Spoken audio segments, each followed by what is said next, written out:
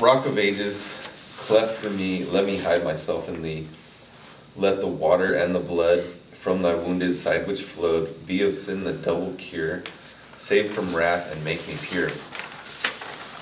Not thy labor of my hands can fulfill thy law's demands. Could my zeal no respite know? Could my tears forever flow? All for sin could not atone. Thou must save and thou alone. Nothing in my hand I bring, simply to thy cross I cling. Naked come to thee for dress, helpless look to thee for grace. Foul I to the fountain fly. Wash me, Savior, or I die. While I draw this fleeting breath, when my eyes shall close in death, when I rise to worlds unknown and behold thee on thy throne. Rock of ages, cleft for me, let me hide myself in thee.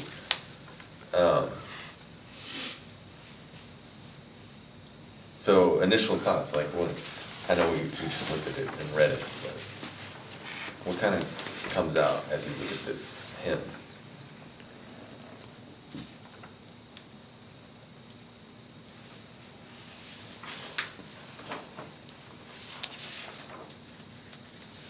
Jesus saves. When he saves, good. Be of sin the double cure, save from wrath and make me pure. So you not only don't get to go to hell, which is pretty cool, but you also get to be made pure. So you get to be pure to go to that heavenly place, but also pure or sanctified or a little better off in this life too. Yeah. Maybe that's probably the double cure I thought was interesting. Yeah, the double cure was that was big in those days, this idea of the double cure theologically. I don't know why I know that. But I think in the early, in these days, like this idea of the idea of a double cure was a point of major contention between a lot of different philosophies. Because some believe that was a huge part of your Christianity. Others believe there's a single cure. It's just you're not going to hell. And he's kind of addressing that here. He's saying, I believe in the double cure. But what else kind of comes out to you guys?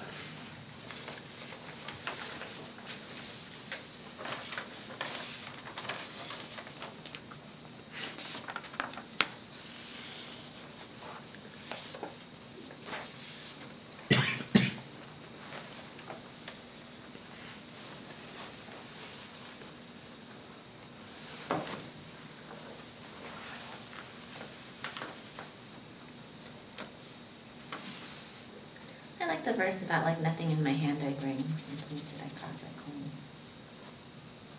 And onward.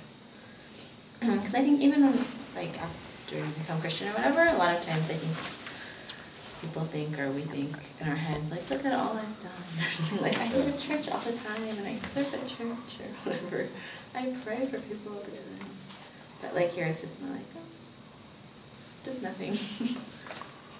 Like, you just come to Jesus with nothing. The wash me, Savior, or I die.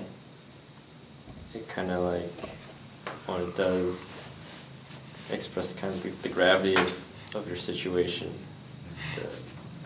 It's either that or you're dead. Yeah. Like, So he probably recognizes his depravity. yeah.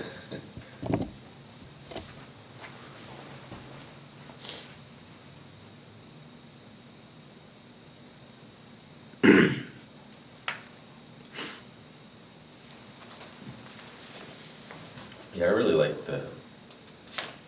on the second page that we have here, the first slide where he says, not the labor of my hands, like that whole idea of just, like I can work and but I can't fulfill the law's demands, like he's always gonna be a sinner. And then he says, could my zeal no respite know? I didn't know what respite meant, so I looked it up. And it means like no rest, like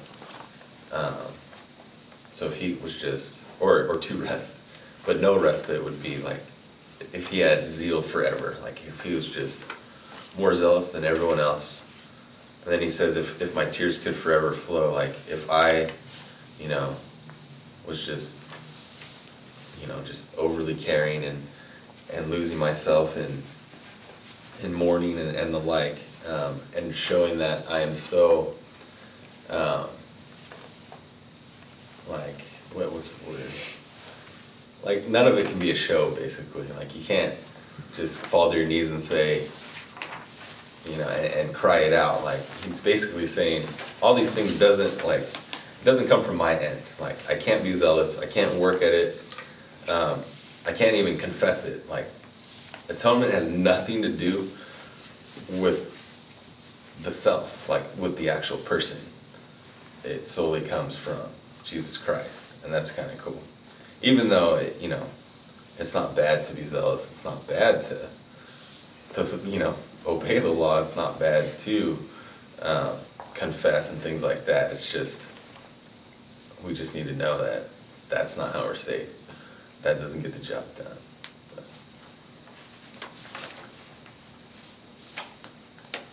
Cool, any other thoughts on